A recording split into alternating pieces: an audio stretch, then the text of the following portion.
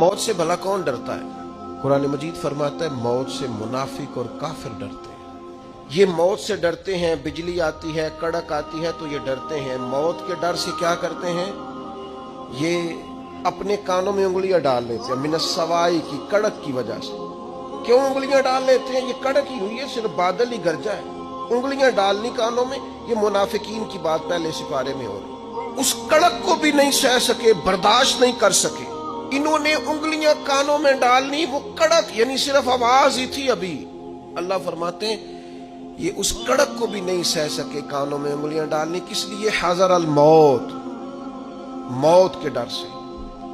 लेकिन काफिर मुनाफिक बच इसलिए नहीं सकते कि वल्लाहु मुहीतुम बिल काफिरीन, अल्लाह काफिरों को घेरने वाला है।